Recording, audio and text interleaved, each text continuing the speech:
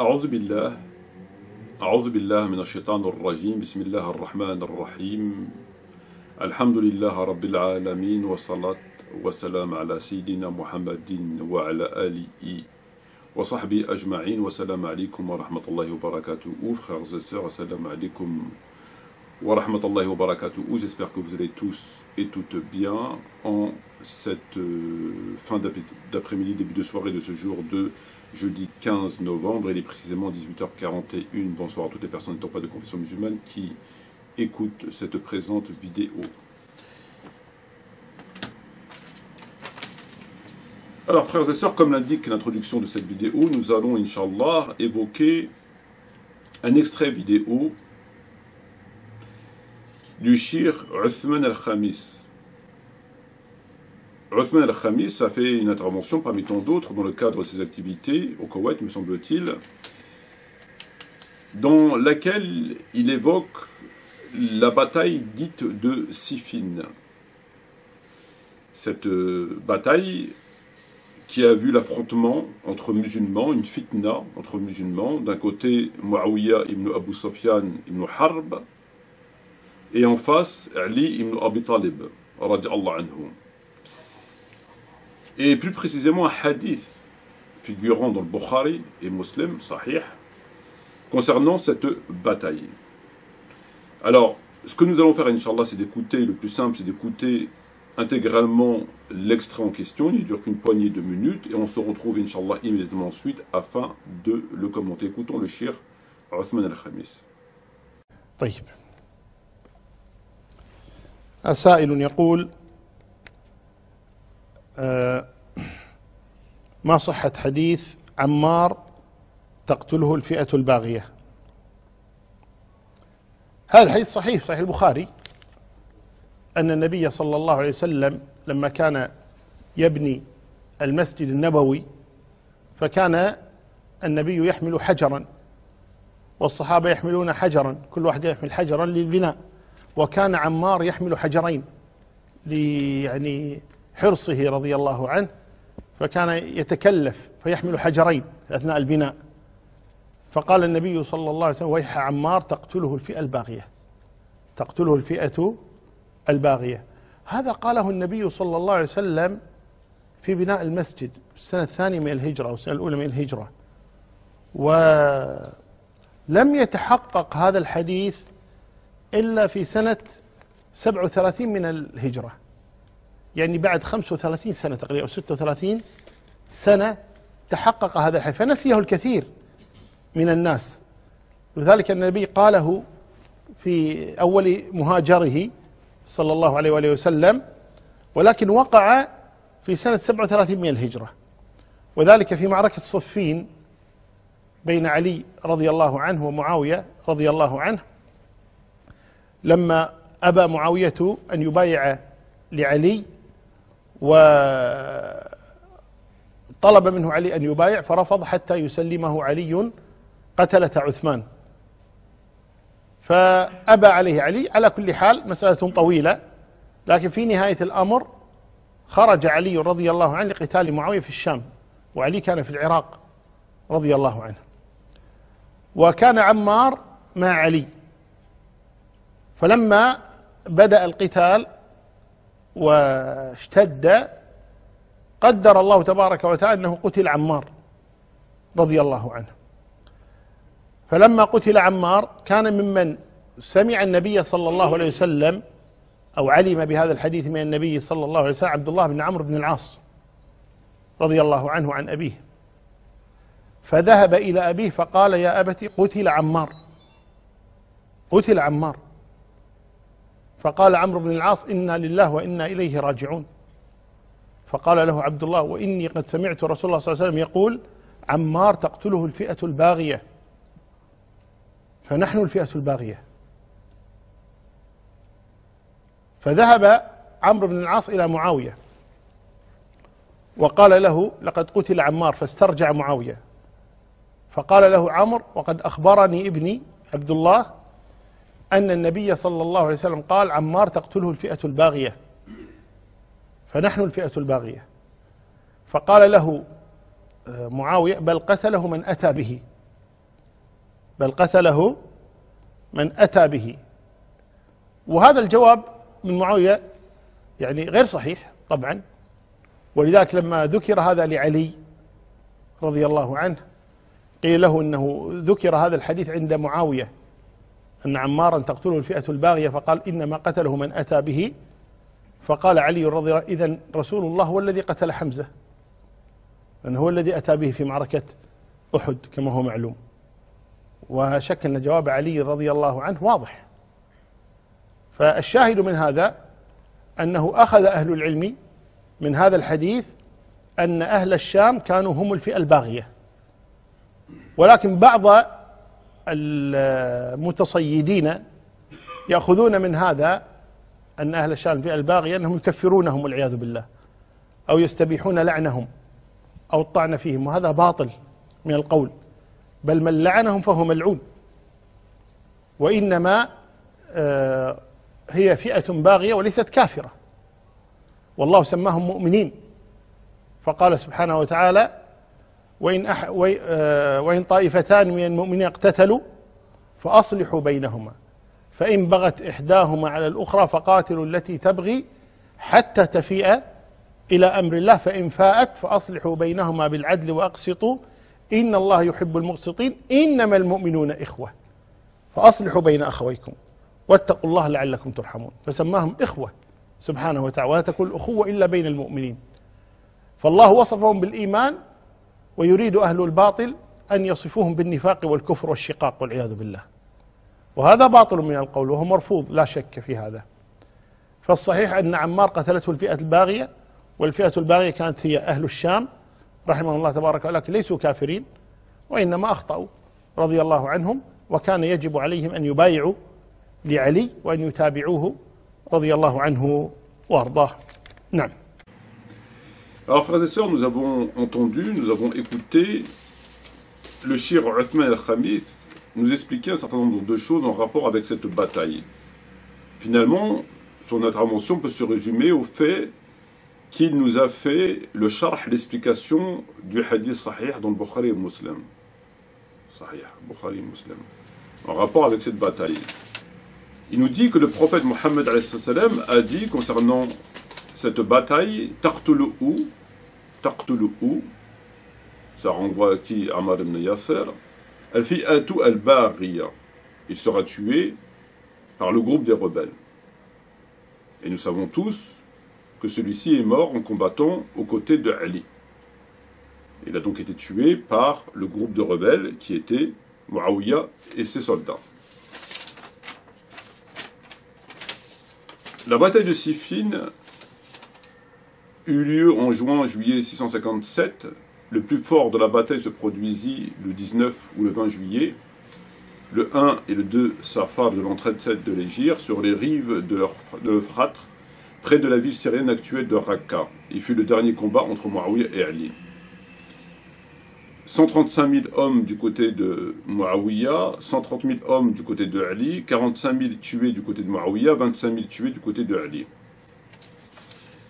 C'est une bataille extrêmement sanglante, beaucoup de morts, sans compter ceux qui sont morts ensuite, suite à leurs blessures, et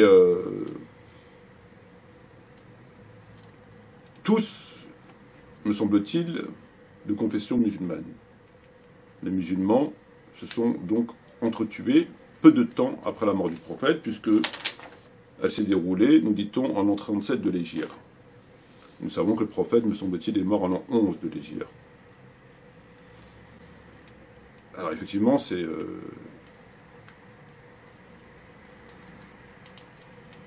assez... Alors, frères et sœurs, ce qui m'intéresse, moi, dans ce genre d'intervention, que je considère comme spectaculaire, pour moi, c'est un cascadeur.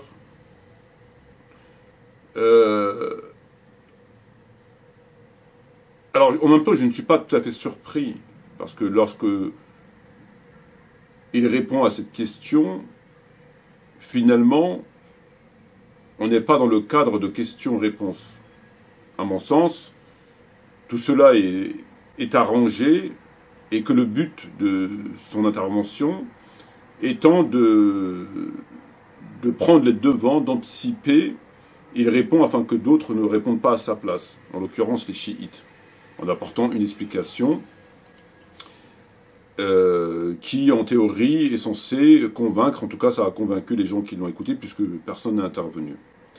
Alors je trouve ça extrêmement spectaculaire, c'est un cascadeur, comme je viens de le dire, parce que moi, qui est un musulman, alhamdoulilah, je dirais sunnite par opposition au chiisme, uniquement. Après, j'ai mes avis sur tous les sujets en rapport avec ce que j'ai pu dire maintenant. Par exemple, je ne considère pas que Bukhari et Muslim soient intégralement authentiques. C'est que, non seulement c'est un shir, donc il y a une certaine crédibilité, c'est pas la personne qui va dire tout et n'importe quoi, et qui a adopté un minhaj que l'on connaît, qui est majoritairement celui du Maghreb, essentiellement sur la toile, sur Internet. Et dans ce minhaj, on considère, de façon scientifique nous dit-on, que Muawiyah est un noble compagnon parmi les compagnons, qu'il n'a jamais fait, enfin il n'a pas plus fait de mal, d'hérésie que cela. On peut lui reprocher un certain nombre de détails, va-t-on dire, de petites bêtises, mais pas plus.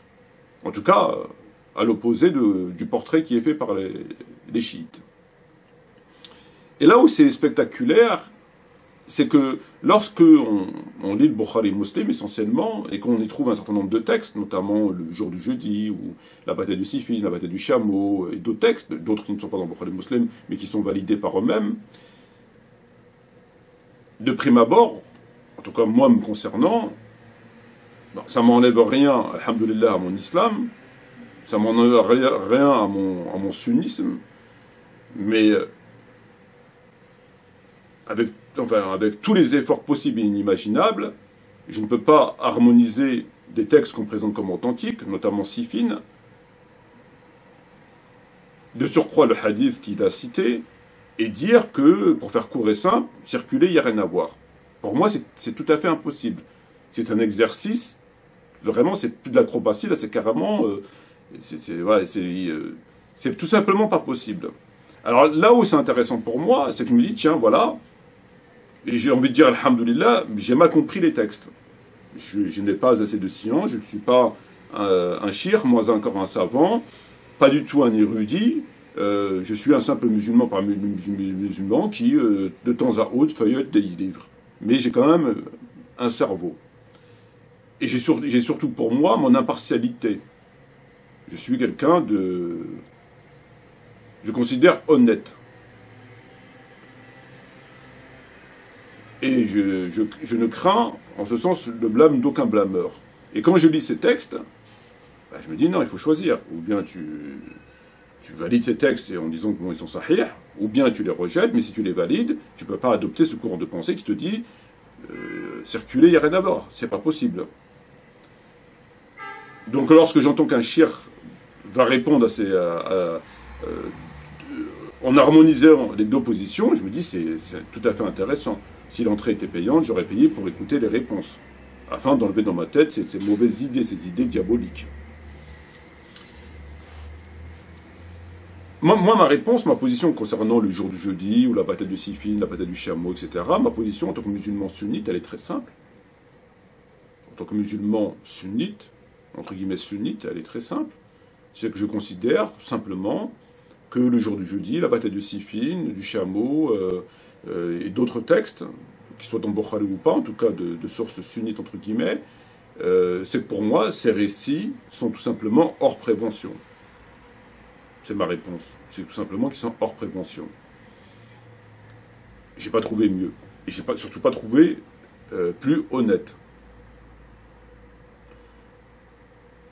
C'est pas la leur.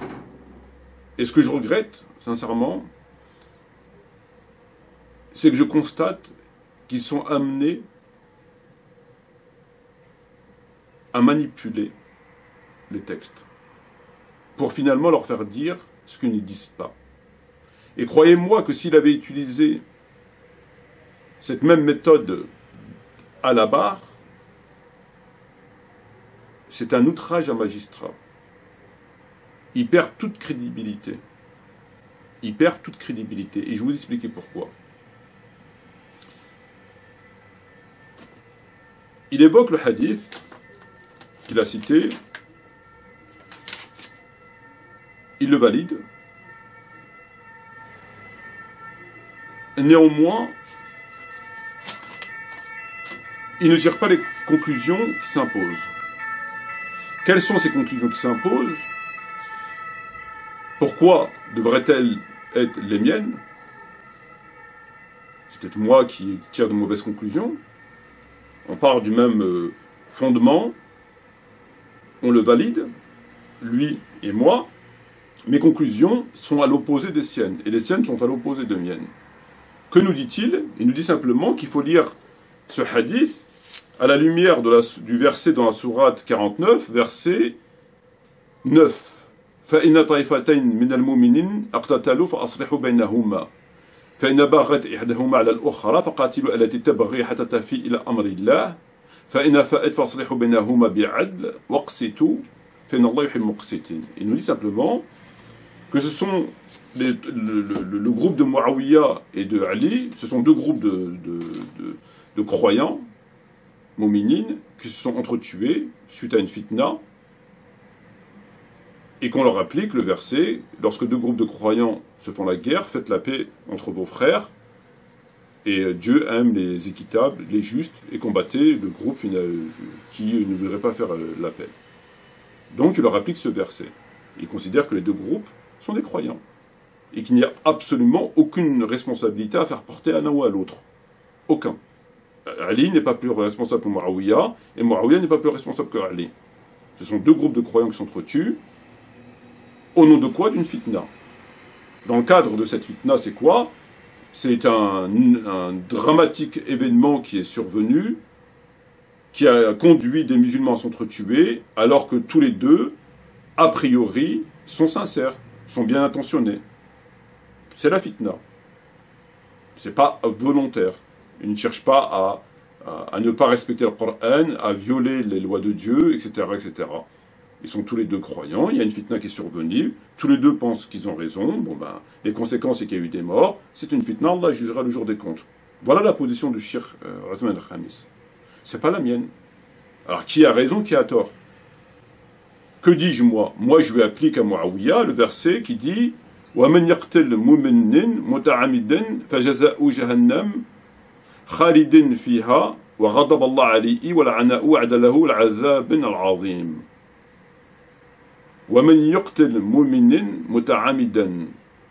Celui qui tue un croyant volontairement, فَجَزَاؤُهُ جَهَنَّمَ خَالِدًا فِيهَا, éternellement en enfer. وَغَضَبَ اللَّهُ عَلَيْهِ, et Dieu est en colère contre lui. وَلَعَنَهُ, et l'a maudit. وَعَدَّ لَهُ الْعَذَابَ الْعَظِيمَ, il a préparé un châtiment douloureux. Moi, je lui applique ce verset. Pour moi, ce verset s'applique à Muawiyah. Ces troupes, à titre individuel, on ne sait pas si un était manipulé ou pas, mais les généraux, la tête pensante, Muawiyah et ses acolytes, je leur applique ce verset. Et aucunement le verset qu'il a cité. Le verset qu'il a cité ne s'applique pas à Muawiyah. Aucunement, jamais. Impossible. Ben pour lui, si. Donc moi, je leur applique ce verset, et je considère que, par exemple, le fameux hadith qui dit le jour de Nar Qiyama, un certain nombre de mes compagnons seront ramenés en enfer, et je dirais, ce sont mes compagnons, il me sera répondu, tu ne sais pas ce qu'ils ont fait après toi, je considère qu'il s'applique à Muawiyah. Il en porte l'entière responsabilité de tout ce sang qui a été versé. Et pour moi, ce n'est pas une fitna.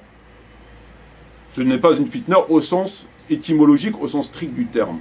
Une fitna, c'est dans ce cadre-là, un fait qui s'est déroulé, un événement, une histoire, et que les deux sont sincères. Les deux sont sincères. Et que tous les deux agissent sincèrement au nom du livre de Dieu. Voilà. Donc, a priori, il n'y a pas de responsabilité. On ne peut pas faire porter la responsabilité à l'un plus qu'à l'autre. Et du jour de la résurrection, Allah jugera. Pour moi, c'est pas ça. Pour moi, c'est pas ça. C'est pas du tout une fitna en ce sens. Pour moi, ce sont des gens qui ont volontairement piétiné le livre de Dieu, volontairement tué des musulmans, afin de prendre le pouvoir, afin de renverser le pouvoir, le califat de Ali. Tout simplement. Et ils sont cachés pour ce faire, derrière un prétexte fallacieux, qui est le sang de Uthman ibn Affan. Pour moi, c'est ça. Pour moi, il n'y a aucun doute. Donc c'est quand même incroyable qu'en partant du même texte, on n'arrive pas à la même conclusion. Pour moi, ce sont des criminels, et pour lui, ils sont tout à fait innocents, ce sont des croyants. Comment motive-t-il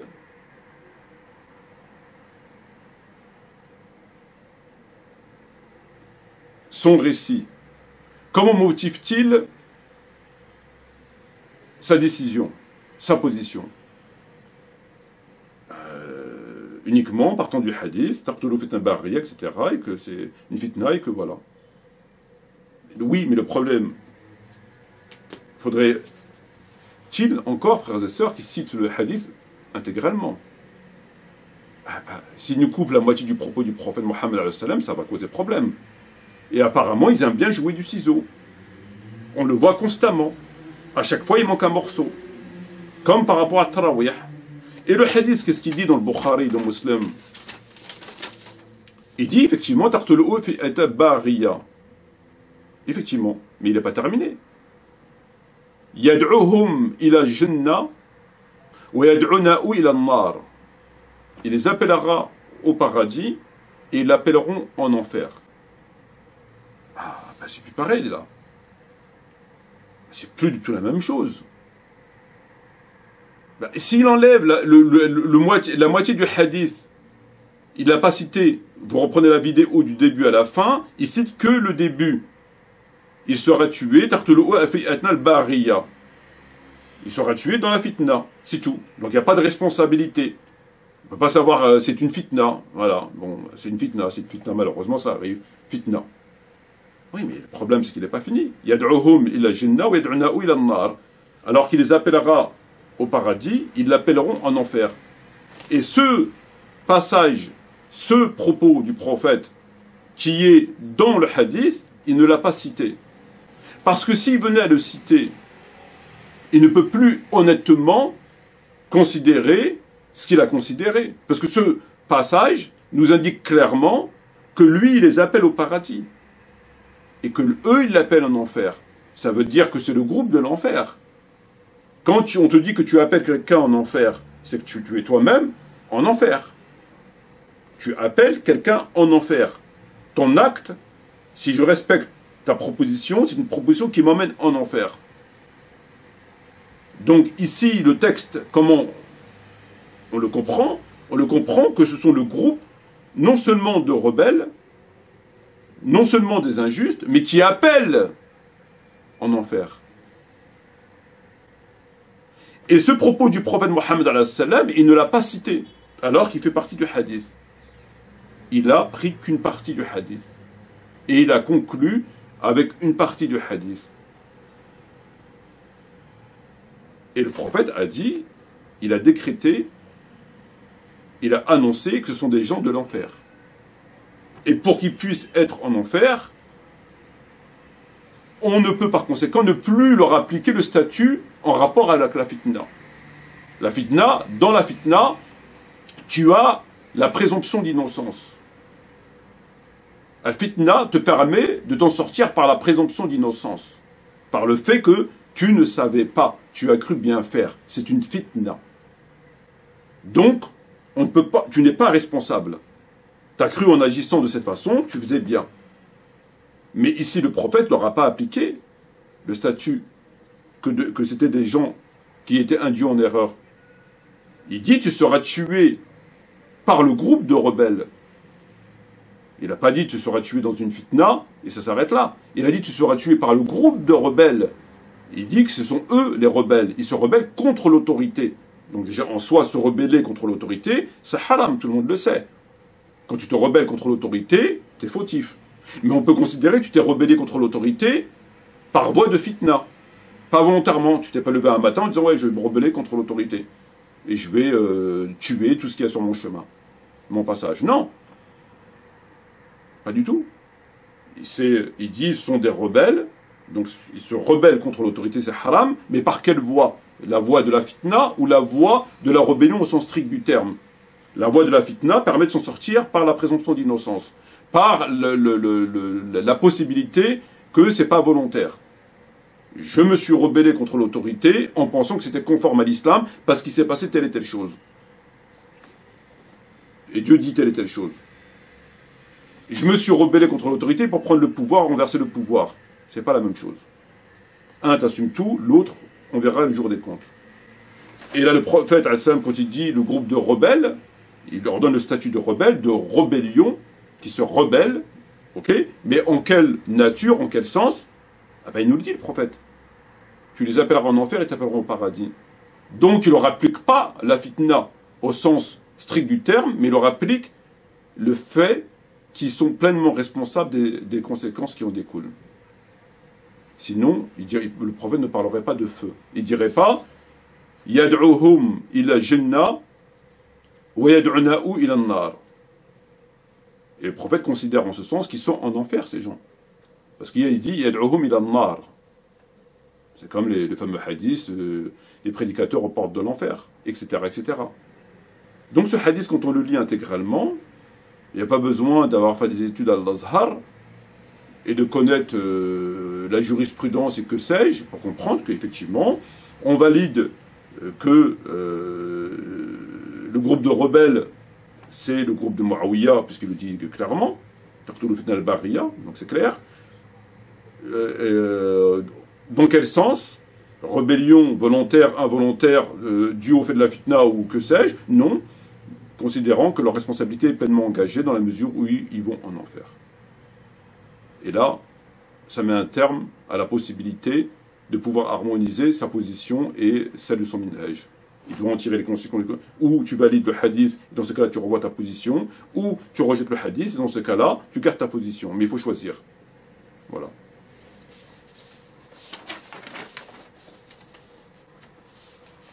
C'est quand même incroyable comment il manipule les textes. Comment peut-on se permettre de couper un hadith?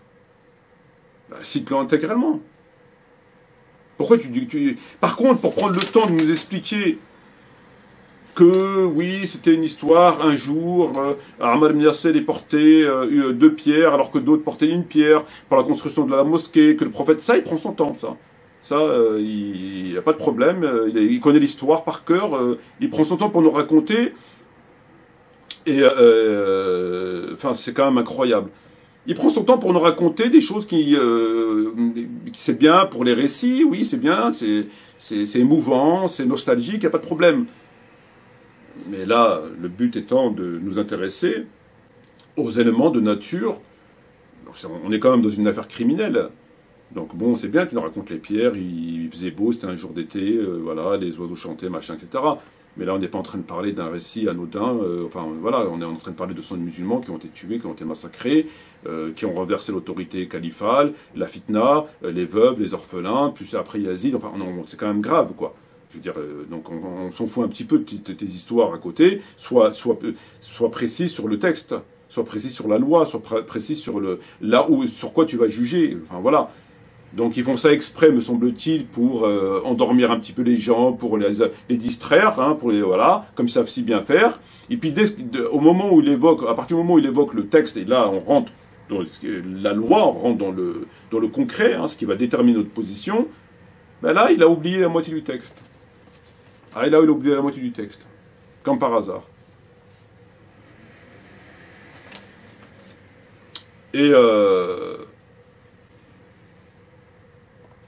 Et voilà.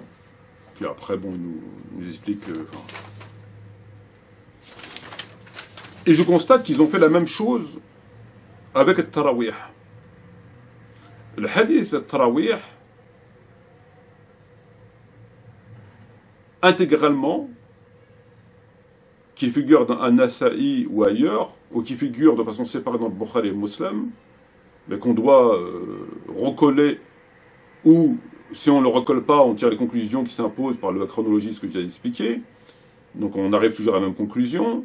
Le hadith intégralement, le propos intégral, فَصَلُّوا أَيُّهَا النَّاسِ فِي بُيُوتِكُمْ فَصَلُّوا أَيُّهَا النَّاسِ فِي بُيُوتِكُمْ فَإِنَّ أَفْضَلَ الصَّلَاةِ صَلَاةُ الْمَرْءِ فِي بَيْتِهِ الْمَكْتُوبَةِ. Très bien. Ça, c'est le hadith intégral. C'est la phrase intégrale. Lorsqu'on regarde les livres, notamment les livres de fiqh, toujours dans ce même courant, de ce même minhaj, on se rend compte que ils prennent que la seconde partie du hadith. Ils te disent « Afdal as-salat salat al-mar'i fi bayti la maktuba ».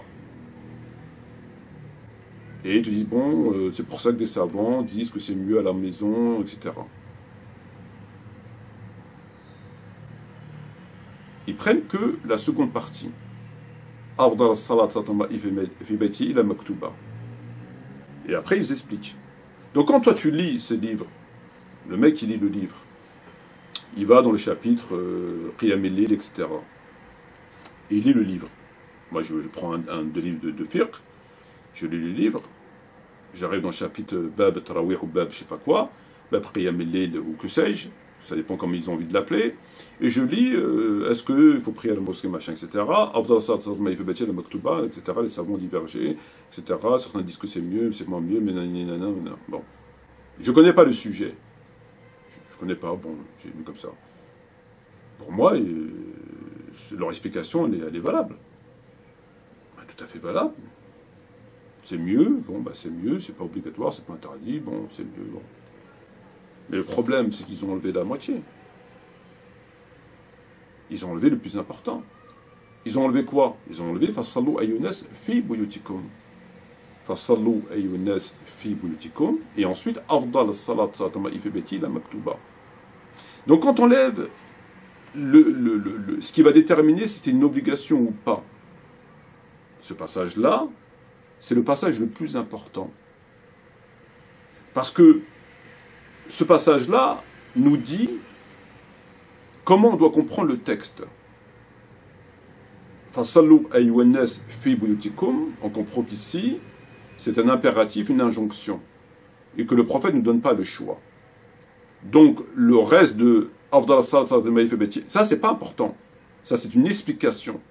C'est qu'une explication. Pourquoi? Parce que la meilleure des prières, c'est une explication. Mais explication qui repose sur un fondement de l'obligation ou du conseil. Et encore, faudrait-il le savoir, il faut qu'ils nous disent c'est quoi. Il ne faut pas qu'ils enlèvent, mais ils l'ont enlevé. Donc on ne peut pas savoir le support, est-ce qu'il est obligatoire ou surrogatoire, puisqu'ils l'ont enlevé. C'est comme si on cite le hadith, la meilleure prière pour une femme est celle qui est faite chez elle.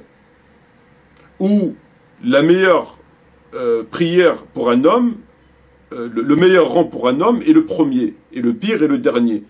Le pire rang pour la femme est le premier, et le meilleur est le dernier. La prière dans ma mosquée à Médine, la mosquée du prophète Mohammed sallam, est meilleure que toute prière ailleurs. Ici, on a le même terme, afdal. Le même terme qui est utilisé dans les rangs ou dans la prière de la femme, et c'est le même terme. Mais est-ce que c'est une interdiction pour la femme de prier à la mosquée? Non. Afdal salat al-mar'a fi baytiha, c'est tout. Mais est-ce que c'est une interdiction? Non. Est-ce que c'est une interdiction à l'homme de prier au 2e, au 3e, au 20e ou 30e rang? Non. Il dit simplement le meilleur rang, afdal. Est-ce que le prophète interdit de prier ailleurs? Au nom du hadith, afdal salat fi masjidi? Non. Il a simplement dit la meilleure prière, etc. Donc ici, lorsqu'on lit le texte, on comprend que c'est pas une interdiction à la fin de venir à la mosquée. Il a dit simplement c'est mieux, c'est tout. C'est mieux, mais si tu veux venir, ben viens. Mais c'est mieux que tu pries chez toi. Donc on est dans le cadre de la recommandation. Mais pour Tarawih, le hadith Tarawih, c'est pas la même chose. C'est pas ce qu'il dit le prophète. Il dit Fasallu ayyuhannas fi buyutikum. Fasallu ayyuhannas fi buyutikum fa inna afdal as-salat salat al-mar'i fi bayti illa maktuba. Donc là, c'est pas du tout le même récit. C'est pas du tout le même caractère. nous avons l'ordre, l'impératif qui doit être Ati'u Allah wa Ati'u Rasoul, etc., etc. Donc on doit obéir au prophète au nom de ce qu'on sait, c'est quand même des bases de la doctrine des musulmans, qu'ils soient chiites ou sunnites, d'obéir au prophète, alayhi salatu wassalam. Et ensuite, on a la raison, l'explication, qui est secondaire. Ben, eux, ils écartent le premier élément le plus important, qui détermine si c'est une obligation ou une recommandation, et ils mettent que le deuxième élément. Donc, ils ont réduit le hadith de Tarawih au même niveau que la prière de la femme chez elle, que le premier rang pour l'homme, que le dernier rang pour la femme, que de prier dans la mosquée du prophète. Ils l'ont réduit au même niveau. Ils dégagent le plus important. Et dans le livre de fiqh, écrit le plus souvent par ce minhaj, ils écartent le fondement, le statut, le caractère, et ils laissent le reste. Alors quand tu sais pas, ben, tu le lis, on te dit, ouais, non, tu dis, ouais, non, le prophète il a simplement Afdal, c'est tout, c'est Afdal, Salat, etc. Voilà. Encore faudrait-il savoir que ce hadith, il est maqtou', il est coupé. Ben, c'est ce qu'ils font. Donc ils jouent constamment du ciseau. Ils jouent constamment du ciseau. Ils coupent tout le temps les hadiths.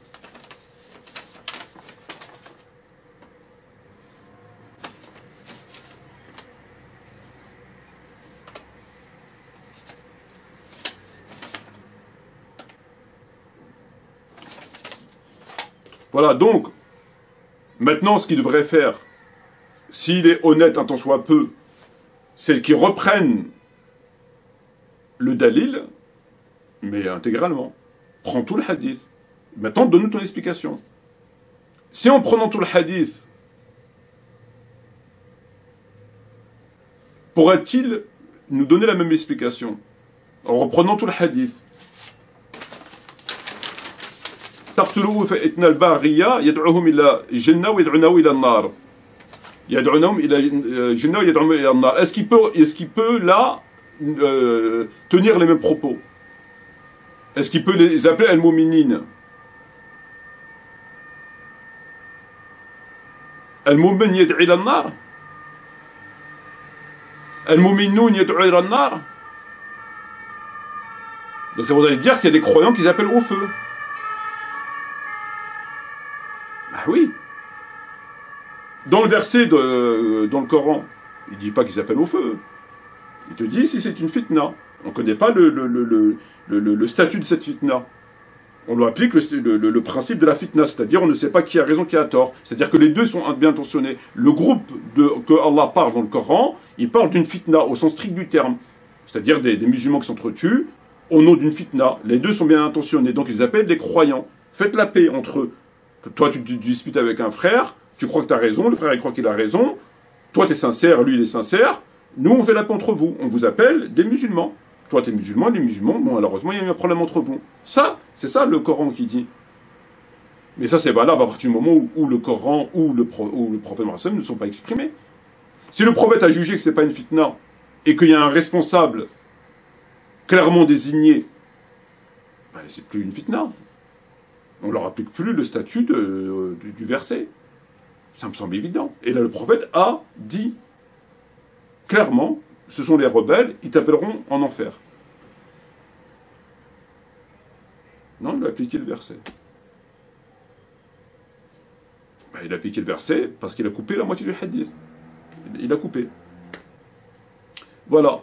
Et c'est ce qu'ils font avec pas mal de choses, malheureusement. Et ça nous dessert considérablement parce que il nous fait passer pour des manipulateurs, évidemment. Ça nous dessert considérablement. Donc il ferait mieux de trouver mieux, ou de se taire, ou de trouver quelque chose qui puisse se tenir et d'éviter de manipuler. Et surtout d'éviter de jouer du ciseau. Tout simplement. Tu sais pas, tais-toi. Tu peux pas parler, parle pas. Tu connais pas la réponse, tais-toi. Mais ne manipule pas, ne coupe pas le propos du prophète. Là, on peut lui appliquer le hadith qui dit celui qui ment sur moi volontairement. Couper le propos, tronquer le propos du prophète, c'est un mensonge sur le prophète. Quand tu tronques la parole du prophète, tu mens sur le prophète. Mentir sur le prophète, c'est pas simplement de dire le prophète il a dit alors qu'il a jamais dit. C'est pas simplement ça. Le fait de déformer la parole du prophète en vue d'alimenter une motivation injuste, ou peu importe une motivation quelconque, la tienne, c'est un mensonge sur le prophète. On lui applique le mentir sur le prophète. Parce que tu fais dire au prophète ce qu'il n'a pas dit. Ou tu ne fais pas dire au prophète ce qu'il a dit. Ça va dans les deux sens. C'est ce qu'il fait.